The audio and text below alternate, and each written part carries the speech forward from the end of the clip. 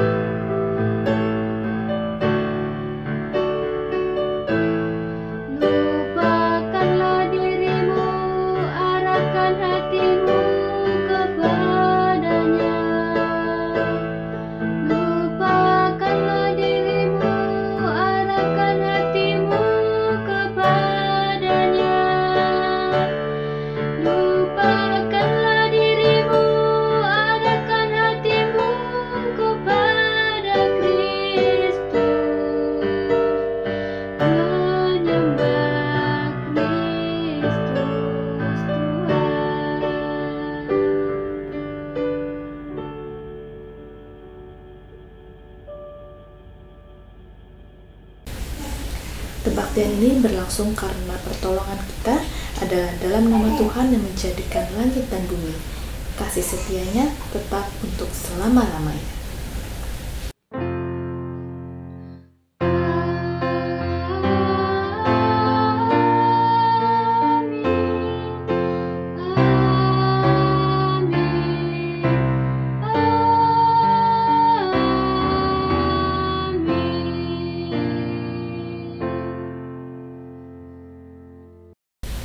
Salam sejahtera bagi saudara yang datang dalam nama Tuhan, Tuhan beserta saudara. Sesudah bangkit, Yesus menjumpai murid-muridnya yang tengah mengamankan diri dalam ruang dengan pintu-pintu terkunci rapat. Murid-muridnya diliputi dengan perasaan takut dan berusaha untuk melindungi diri. Bukankah sebagian besar dari kita juga seringkali merasa hal yang sama? Sebagai kaum muda yang hidup di tengah dunia yang bergerak cepat dan dinamis, kita sering merasa perlu jaminan rasa aman supaya dapat menjalani hidup dengan tenang. Seperti para murid yang bersembunyi dan memproteksi diri mereka dengan pintu-pintu yang terkunci rapat. Mereka yang seharusnya menjadi saksi kebangkitan Yesus Kristus justru masih bersembunyi oleh karena ketakutannya. Yang diharapkan supaya hidupnya dapat menjadi berkat bagi banyak orang, justru sibuk memikirkan keselamatan dirinya sendiri. Di tengah situasi yang menyulitkan, apakah kita adalah pribadi yang memilih untuk memikirkan eksistensi diri atau menjadi pribadi yang tetap bermakna? Sebagai ayat pembuka ibadah kita pada hari ini, diambil dari Yohanes 14 ayat yang ke-27 yang berbunyi demikian. Damai sejahtera kutinggalkan bagimu. Damai sejahteraku kuberikan kepadamu. Dan apa yang kuberikan tidak seperti yang diberikan oleh dunia kepadamu. Janganlah gelisah dan gentar hatimu.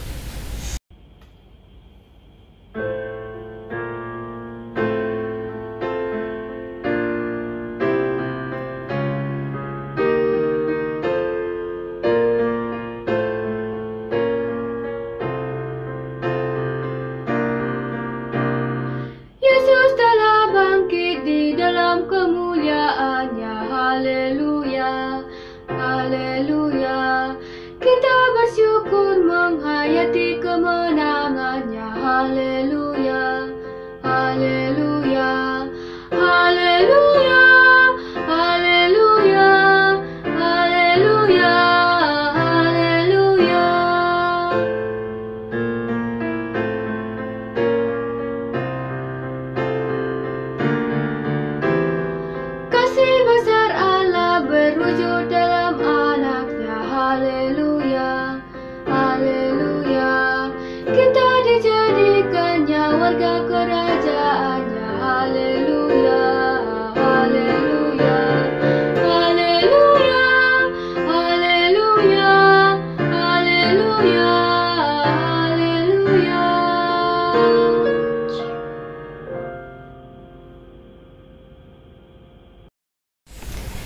Mari kita menaikkan doa pengakuan dosa.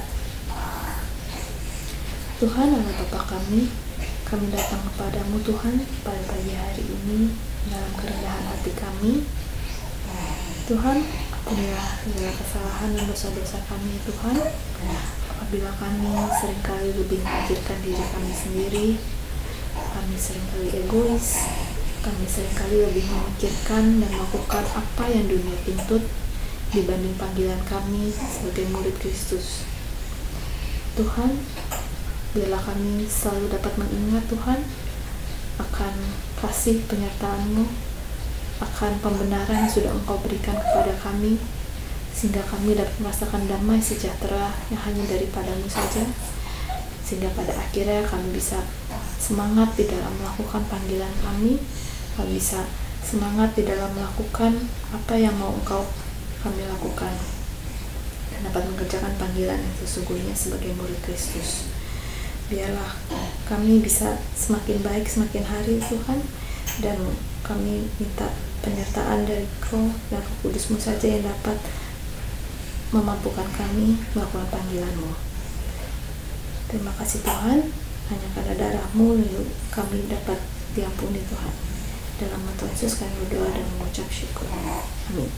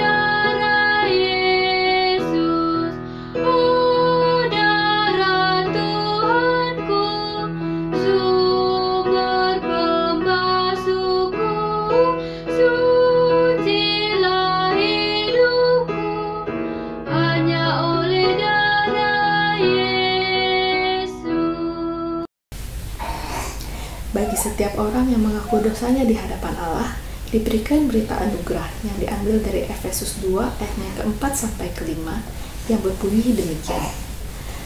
Tetapi Allah yang kaya dengan rahmat, oleh kasih-Nya yang besar yang dilimpahkannya kepada kita, telah menghidupkan kita bersama-sama dengan Kristus. Sekalipun kita telah mati oleh kesalahan-kesalahan kita, oleh kasih karunia, kamu diselamatkan. Demikianlah berita anugerah dari Tuhan.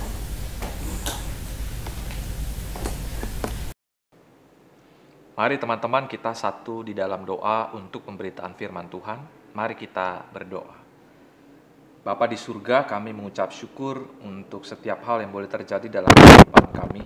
Kami bersyukur dalam peristiwa Paskah yang baru saja terjadi, di mana Tuhan telah bangkit untuk menebus kami dari setiap dosa dan kebinasaan. Oleh karena itu Tuhan, dalam rasa syukur kami ini, saat ini kami ingin membaca dan merenungkan sabda Tuhan, dan terlebih kami ingin melakukannya nanti dalam kehidupan hari lepas hari. Biarlah Roh Kudus menguasai kami, agar apa yang disampaikan oleh hamba-Mu dengan segala keterbatasannya ini, boleh kami simpan di dalam hati kami, dan juga bertumbuh dan menghasilkan buah. Bersabdalah kepada setiap kami ya Bapa di surga, karena anak-anak-Mu bersedia untuk mendengarnya. Di dalam nama Tuhan kami, Yesus Kristus, firman yang hidup, kami telah berdoa dan mengucap syukur. Amin. Teman-teman, bacaan kita pada saat ini diambil dari Injil menurut Yohanes, pasal yang ke-20, ayat yang ke-19 sampai dengan 31. Bunyinya begini. Ketika hari sudah malam, pada hari pertama minggu itu, berkumpullah murid-murid Yesus itu di suatu tempat dengan pintu-pintu yang terkunci karena mereka takut kepada orang-orang Yahudi. Pada waktu itu, datanglah Yesus dan berdiri di tengah-tengah mereka dan berkata, "Damai sejahtera bagi kamu." Dan sesudah berkata demikian, ia menunjukkan tangannya dan lambungnya kepada mereka. Murid-murid itu bersuka cita ketika mereka melihat Tuhan. Maka kata Yesus sekali lagi, "Damai sejahtera bagi kamu. Sama seperti Bapa mengutus aku, demikian juga sekarang aku mengutus kamu." Dan sesudah berkata demikian, ia mengembusi mereka dan berkata, "Terimalah Roh Kudus. Jikalau kamu mengampuni dosa orang, dosanya diampuni. Dan jikalau kamu menyatakan dosa orang tetap ada, dosanya tetap ada." Tetapi Thomas, seorang dari ke-12 murid itu yang disebut Didimus, tidak ada bersama-sama mereka ketika Yesus datang ke situ. Maka kata murid-murid yang lain itu kepadanya, "Kami telah melihat Tuhan." Tetapi Thomas berkata kepada mereka, "Sebelum aku melihat bekas paku pada tangannya, dan sebelum aku mencucukkan jariku ke dalam bekas paku itu, dan mencucukkan tanganku ke dalam lambungnya, sekali-kali aku tidak akan percaya." 8 hari kemudian, murid-murid Yesus berada kembali dalam rumah itu, dan Thomas bersama-sama dengan mereka. Sementara pintu-pintu terkunci, Yesus datang dan ia berdiri di tengah-tengah mereka dan berkata, "Damai sejahtera bagi kamu." Kemudian ia berkata kepada Thomas, "Taruhlah jarimu di sini, dan lihatlah tanganku. Ulurkanlah tanganmu dan cucukkan ke dalam lambungku, dan jangan engkau tidak percaya lagi, melainkan percayalah." Thomas menjawab dia, "Ya Tuhanku dan Allahku." Kata Yesus kepadanya, "Karena engkau telah melihat aku, maka engkau percaya. Berbahagialah mereka yang tidak melihat, namun percaya." Memang masih banyak tanda lain yang dibuat Yesus di depan mata murid-muridnya yang tidak tercatat dalam kitab ini. Tetapi semua yang tercantum di sini telah dicatat, supaya kamu percaya bahwa Yesuslah Mesias Anak Allah, dan supaya kamu oleh imanmu memperoleh hidup di dalam namanya. Demikianlah Injil Yesus Kristus. Berbahagialah mereka yang mendengarkannya dan memeliharanya dalam hidup hari lepas hari. Haleluya.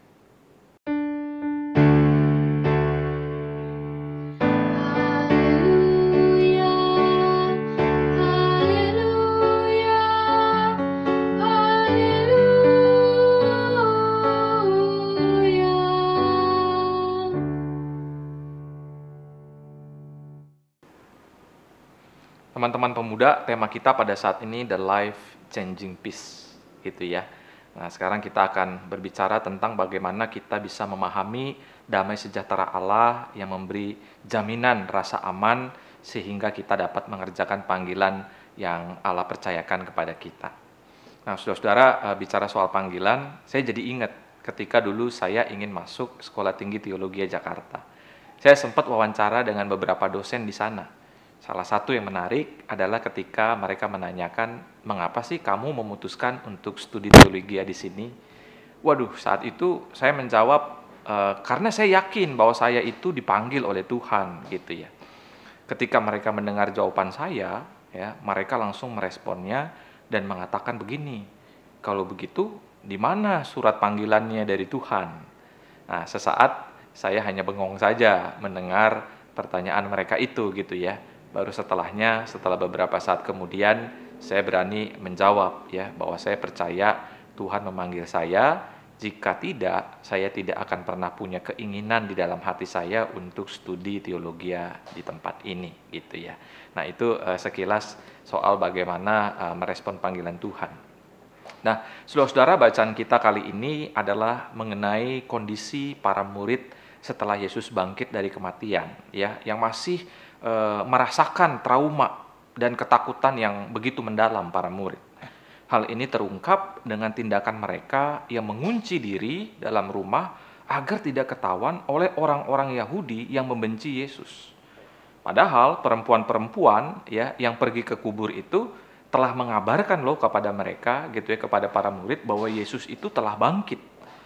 Mereka adalah saksi dari kebangkitan Yesus. Akan tetapi sepertinya kabar baik tersebut tidak mengubah hati yang penuh cemas, sedih, dan takut sehingga mereka tidak bersukacita bahkan berani untuk keluar rumah. Hanya Petrus dan Yohanes yang berani keluar rumah lalu berlari ke kubur untuk melihat dengan mata kepala mereka sendiri, ya, apa benar Yesus itu telah bangkit menurut cerita para perempuan yang lebih dulu pergi ke sana.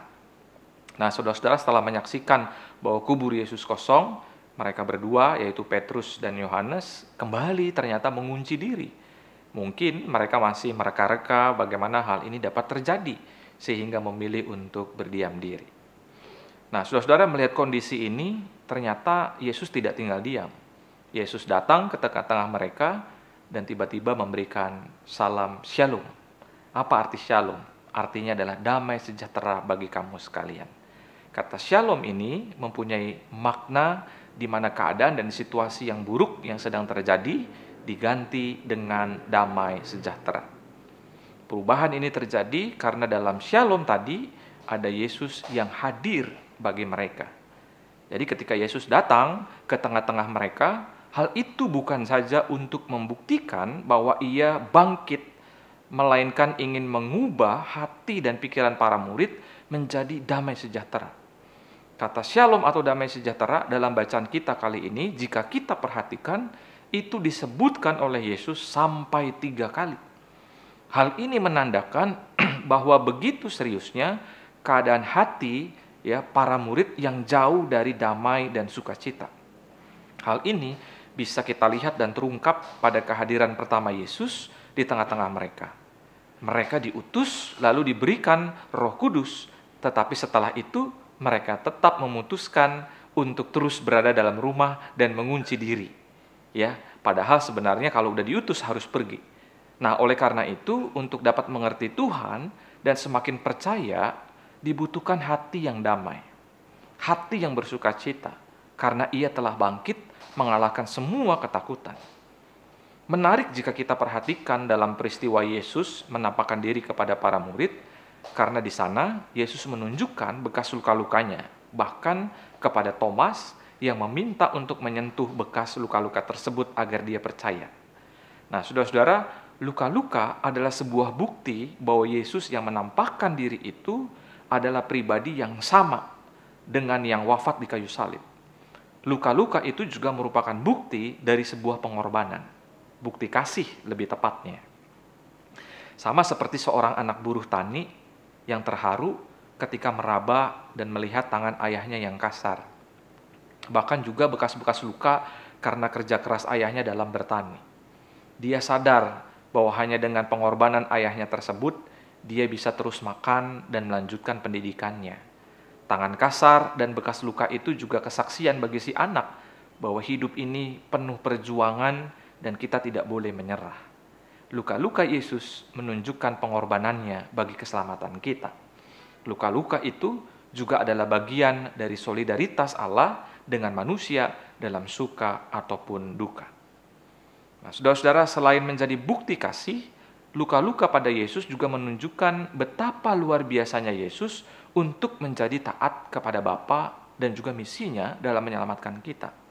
Tentunya untuk tiba di sana, kita bisa menyaksikan sendiri bagaimana Yesus berkorban dan berjuang hingga titik darah penghabisan. Nah, oleh karena itu, sebagai anak-anak pemuda, kita diajak untuk bisa turut berjuang bagi keselamatan manusia dengan segala pengorbanan yang kita lakukan. Namun pertanyaannya adalah, apakah kita mau berjuang? Apalagi berkorban? Berjuang di tengah-tengah era yang serba mudah ini.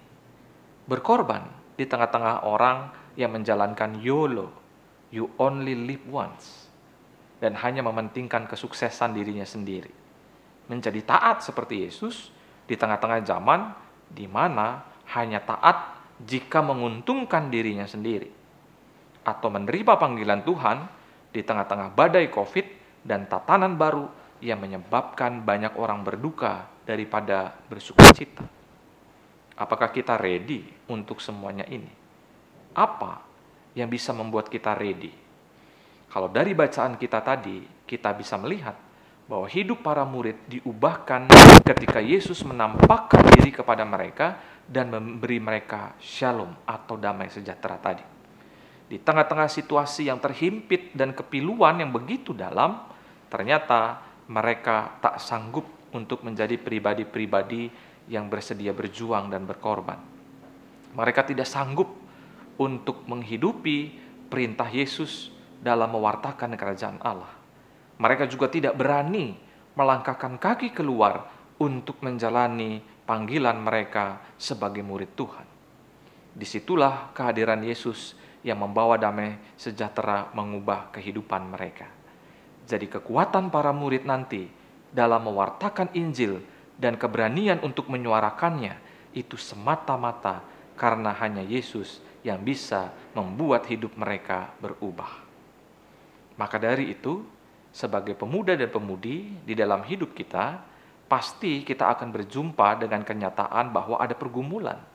Entah itu pergumulan dalam pergaulan, pergumulan dalam pekerjaan, pergumulan dalam pelayanan, pergumulan dalam studi, pergumulan dalam hubungan, pergumulan dalam keluarga. Pergumulan-pergumulan ini ada bukan untuk menjauhkan kita dari Allah. Kalau kita berpikir seperti itu salah. Justru lewat pergumulan ini, kita dapat semakin memaknai perjumpaan dengan Tuhan yang telah berjuang dan berkorban bagi kita. Maka ada baiknya ketika kita hendak menyerah di tengah jalan, kita mau mengingat bagaimana luka-luka yang diterima Yesus itu sebagai bukti dari kasih sayangnya kepada kita yang tak pernah berhenti. Hidup itu harus melalui proses. Omong kosong jika hidup itu dilalui tanpa proses. Mengapa butuh proses? Agar kita semakin matang dan semakin mantap dalam menjalani panggilan kita sebagai murid Tuhan. Pedang tidak akan kokoh dan kuat jika tidak menjalani proses perapian. Bejana tidak akan pernah menjadi indah jika tukang tembikar tidak mengolahnya sedemikian rupa. Apapun yang bakal menjadi kuat dan indah, pasti harus melalui proses. Proses adalah sebuah keadaan di mana kita bersedia untuk diasah, bersedia menjalani walaupun berat demi sesuatu tujuan yang lebih baik. Orang kalau naik ke gunung tidak akan mampu melihat keindahan yang berada di bawah jika tidak pernah mencapai summitnya. Susahnya mendaki akan diganti seketika dengan kesukacitaan ketika kita bersedia untuk terus melangkahkan kaki dan berjalan. Para murid tidak akan mampu mengabarkan Injil sampai ke seluruh dunia, ya, menjawab panggilan Tuhan kepada mereka jika mereka tidak pernah menjalani proses terlebih dahulu. Berita Injil sampai kepada kita sekarang karena para murid dan para penerusnya bersedia menjalani proses yang penuh perjuangan, yang penuh pengorbanan, yang penuh dengan ketaatan utuh kepada Tuhan. Proses memang tidak mudah, bahkan mungkin membuat kita bete, membuat kita kesal, membuat kita marah ataupun menangis.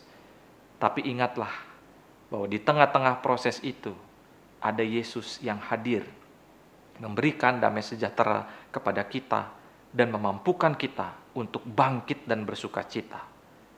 Jadi, jika kita ingin berubah dan mampu merespon panggilannya secara utuh, maka jalani prosesnya bersama dengan Yesus. Kiranya Tuhan Yesus memberkati kita sekalian. Amin.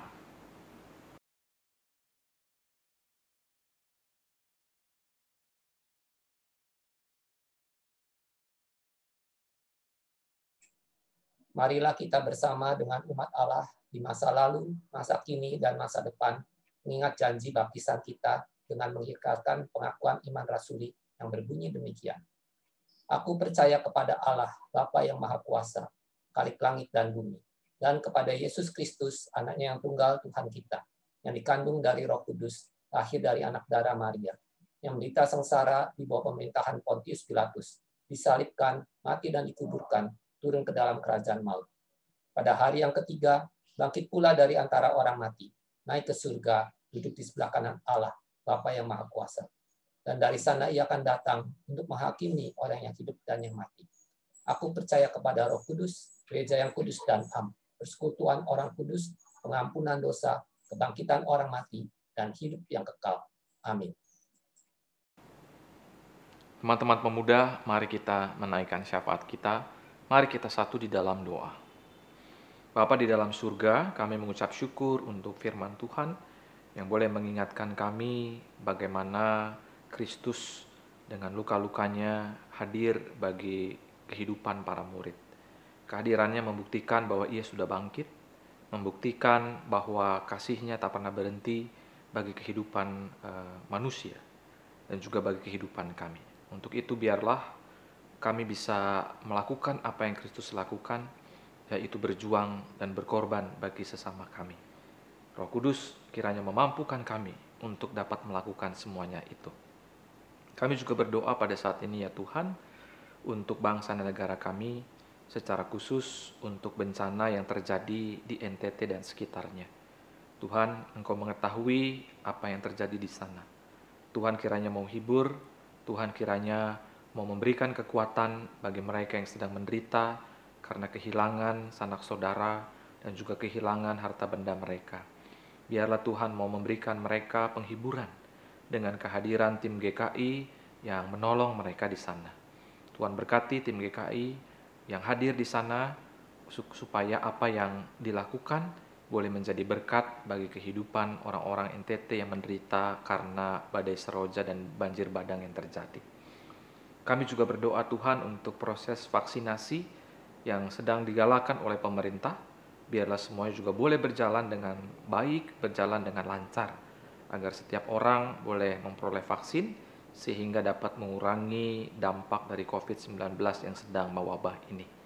Berdoa bagi gereja-gereja Tuhan dimanapun gereja Tuhan ada, termasuk GKI Perumahan Citra 1, Tuhan berkati agar gereja GKI Perumahan Citra 1 boleh tetap membawakan damai sejahtera di tengah-tengah kehidupannya. Secara khusus kami berdoa untuk Komisi Pemuda, Tuhan berkati setiap program yang sudah direncanakan, persekutuan yang terjadi, dan apapun acara demi acara yang dilakukan, biarlah boleh memperkuat tali persaudaraan, supaya kami boleh saling mendukung, mendoakan, dan giat untuk melayani Tuhan. Kami juga berdoa Tuhan, bagi anak-anak pemuda yang bergumul, entah itu di dalam pekerjaan, di dalam mencari pasangan hidup, di dalam mencari pekerjaan, di dalam studi mereka, Tuhan juga hadir bagi kehidupan mereka, agar mereka tetap mengandalkan Tuhan saja. Kami berdoa bagi mereka yang sedang sakit dan sedang dalam masa pemulihan, kiranya Tuhan mau sembuhkan dengan obat-obatan, kiranya karya Tuhan juga nyata lewat doa yang kami panjatkan, dan juga kasih sayang dari sanak keluarga yang menjaga mereka yang sakit, dan juga dari pengharapan dan juga iman dari orang yang sakit supaya disembuhkan oleh Tuhan. Terima kasih untuk segala sesuatunya ya Tuhan. Inilah doa kami yang jauh dari sempurna. Biarlah Engkau yang adalah Tuhan dan Juru Selamat kami, yang telah bangkit dari kematian, boleh menyempurnakan doa kami. Di dalam nama Tuhan kami Yesus Kristus, kami telah berdoa dan mengucap syukur. Amin. Marilah kita mengucap syukur dengan memberi persembahan. Nat persembahan diambil dari Roma 12 ayat yang pertama yang berbunyi demikian. Karena itu saudara-saudara, demi kemurahan Allah, aku menasihatkan kamu, supaya kamu mempersembahkan tubuhmu sebagai persembahan yang hidup, yang kudus, dan yang berkenan kepada Allah. Itu adalah ibadahmu yang sejati.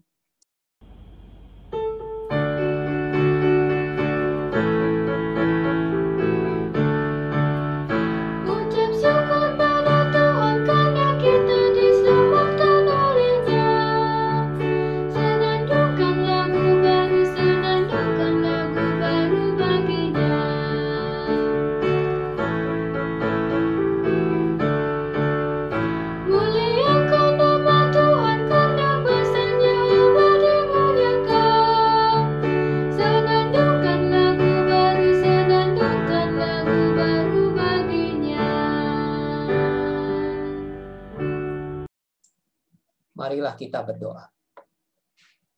Tuhan Allah Bapa yang bertata dalam kerajaan surga yang mulia. Segala puji, syukur, dan terima kasih kami panjatkan kehadirat-Mu atas segala berkat dan penyataan Tuhan sepanjang kehidupan kami. Terima kasih Tuhan, kalau kami boleh hidup sampai pada saat ini. Terima kasih Tuhan, Tuhan memberikan kepada kami kesehatan, kekuatan baik jasmani maupun rohani. Terima kasih Tuhan, kalau Tuhan menyertai kami sehingga kami boleh beraktivitas dalam keadaan sehat sampai pada saat ini. Berkatilah kami di hari-hari mendatang, untuk boleh kami tetap setia melayani Tuhan. Dan sebagai ungkapan syukur kami pada hari ini, kami ingin mempersembahkan sebagian daripada berkat Tuhan yang berkelimpahan. Kiranya Tuhan memberkati persembahan ini, sehingga persembahan ini boleh dipakai menjadi alat untuk memuliakan nama Tuhan. Dan biarlah kiranya majelis jemaat yang akan mengelolanya, mereka pun pula boleh diberikan hikmat dan kebijaksanaan. Terima kasih Bapa. Dalam nama Tuhan Yesus, kami panjatkan doa ini. Amin.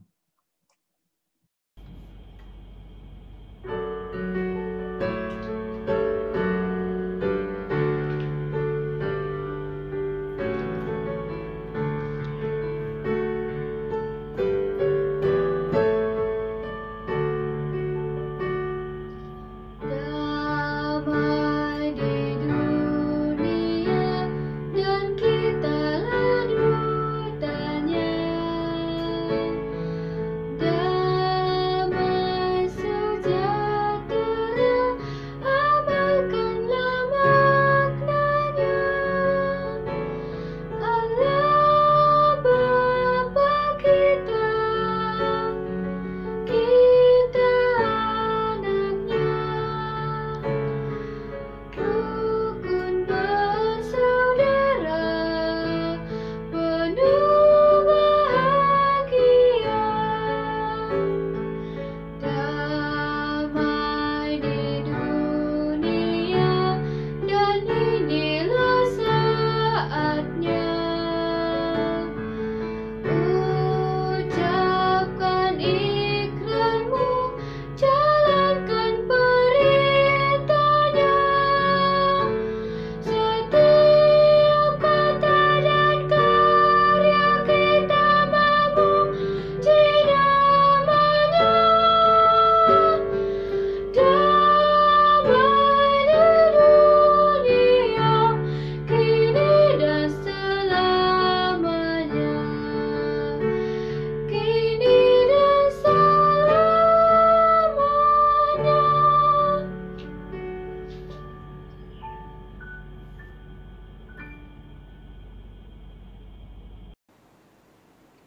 Teman-teman pemuda, kini arahkanlah hatimu kepada Tuhan. Jadilah saksi Kristus. Terpujilah Tuhan. Kini terimalah berkat darinya. Kiranya kasih karunia Allah Bapa di dalam Putra Tunggalnya Yesus Kristus, di dalam persekutuan oleh Roh Kudus, memberikan damai sejahtera sampai kedatangannya kembali. Haleluya.